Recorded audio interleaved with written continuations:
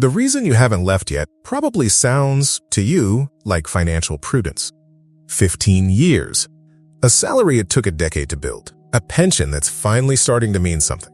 A title that, whatever it costs you privately, carries weight in a room. And so the calculation you keep running, the one that keeps landing on not yet, feels responsible. It feels like the kind of clear-eyed thinking that separates adults who make sound decisions from people who act on impulse and regret it. Here is what this video is going to show you.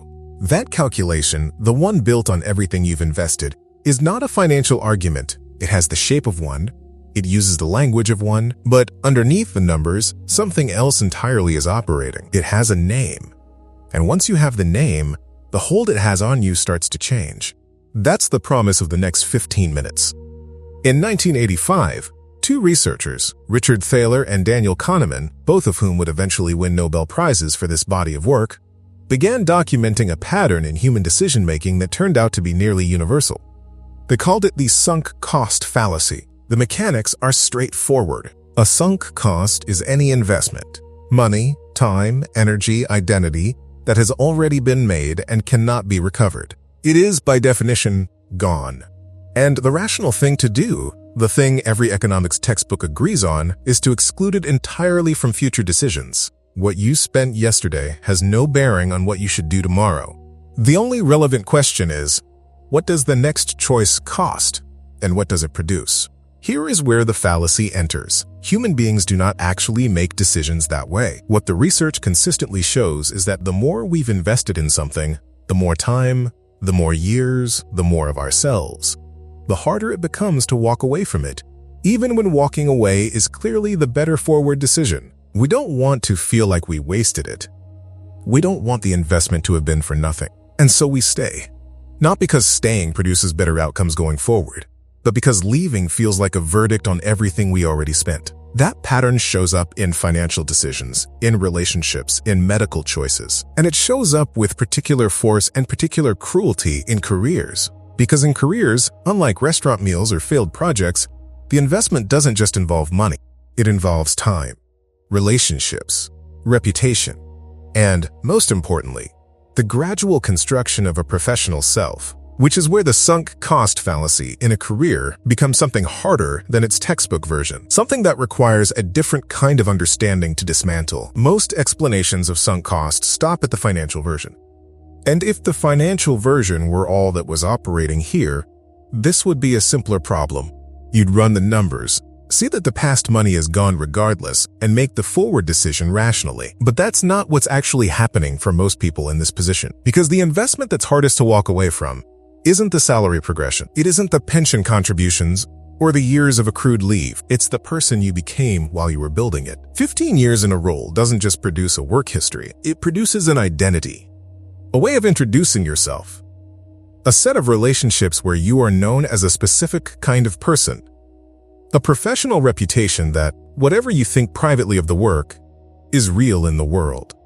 And here is what makes this version of the trap so much harder than the financial one. When you think about leaving, when you let yourself actually imagine it, what you're not just imagining is walking away from a salary. You're imagining dismantling a version of yourself, the competent one, the respected one, the one who has something to show for the last 15 years. And that feels, at some level that isn't fully conscious, like destruction, like erasing evidence that you were ever capable of building anything at all. So the "I've invested too much" calculation isn't really a financial argument. It's a protective argument. It's the psyche's way of saying, if I stay, the identity I've built stays intact.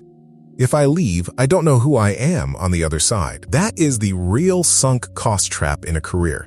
Not the money, the self. And it has a different solution than the financial version, because it isn't solved by running numbers. It's solved by understanding that dismantling an identity is not the same as destroying one. That the competence, the judgment, the specific things you actually built across 15 years, those don't disappear when the role does. They transfer. The identity doesn't end. It evolves, but that requires, first, being able to see the trap for what it actually is. Here is the thing that almost nothing you've read about this situation says plainly. The investment is already spent, not if you leave. Not when you decide something different. Right now, today, The 15 years are already behind you. They do not exist in the future. They exist only in the past. And the past, by definition, is not a place any decision you make tomorrow can reach. If you stay for another 5 years in a role that is wrong for you, the 15 years do not become 18 years well spent. They become 15 years followed by 5 more. And if you leave and build something that fits, the 15 years do not disappear. They become the foundation of what you built next. The math is the same in both cases. The only variable is what happens from this point forward. This is what the sunk cost fallacy applied to careers actually means. Staying to honor the past investment is not honoring anything, because the investment is gone, regardless of what you do. Staying to honor it is paying twice. Once with the years already spent, and once with the years you spend staying.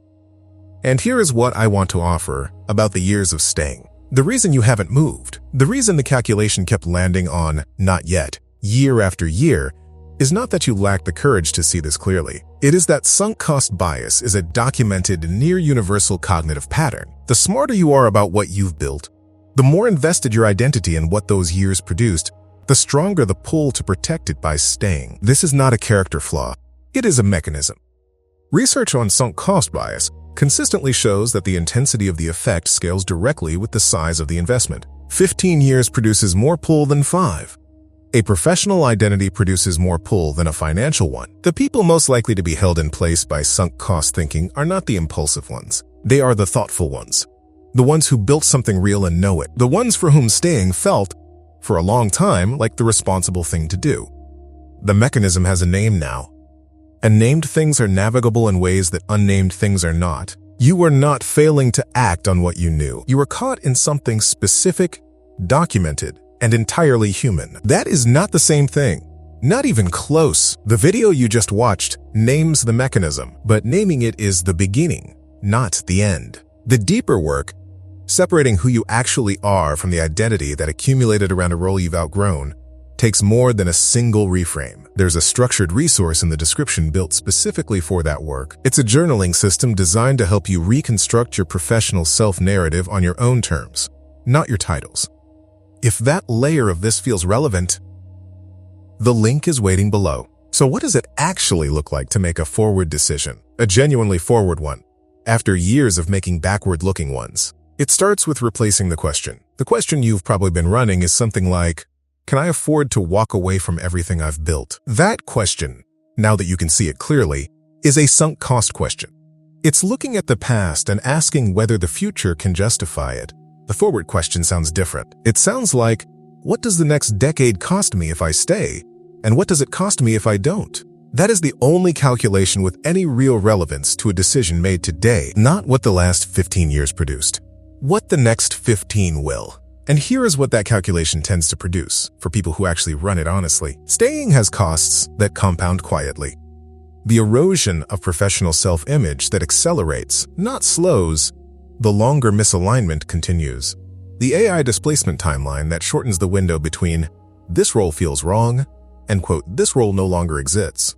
The specific weight, the Sunday evening weight, that does not diminish with time, but accumulates. These are not abstract risks. They are directional. They have momentum. Leaving has costs too, real ones. A transition period with real financial implications. A gap between what you know how to do and what you are learning to do. The specific discomfort of rebuilding something in a new direction when you are 43 and not 26. Those costs deserve to be taken seriously. This channel exists in part to map them accurately because pretending they're smaller than they are helps no one. But here is what is also true. The costs of leaving are finite and front-loaded. They are highest at the beginning and decrease as the transition progresses. The costs of staying are ongoing, compounding, and, given what is happening in the labor market right now, increasingly likely to include a version of the disruption you were hoping to avoid. Staying is a decision too. It is not the absence of a decision. It is the choice to continue paying, month after month, with something more expensive than money. The question worth sitting with this week is not, am I ready to leave? It's, am I making this decision based on the next 15 years or the last ones? That question, asked honestly, tends to produce a different kind of clarity than the one you've been working with. Not someone else's version of this, yours. If the identity layer of this landed, the part about who you've become being entangled with a role you've outgrown, The resource in the description was built for exactly that work. The link is there, and so is a pinned comment pointing to it. When you realize the investment argument wasn't actually a financial one, what was underneath it for you? You came to this video carrying something that probably felt, to you, like a sound argument. I've put too much in.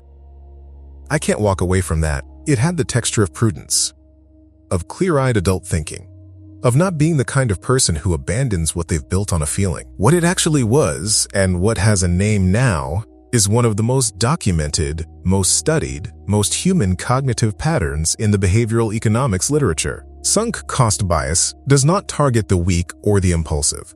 It targets the invested, the ones who built something real, the ones for whom the years actually meant something, the ones whose professional identity is, genuinely, tied to what those years produced. The smarter you were about what you built, the stronger the pull to protect it. That is not a flaw.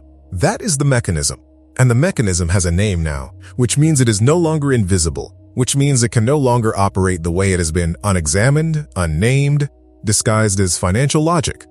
What you are not is someone who lacked the courage to see this clearly. What you are is someone who was caught in something specific, something documented, something entirely rational given the size of what you built, and who now has a different lens through which to look at the decision in front of them. The past investment is spent.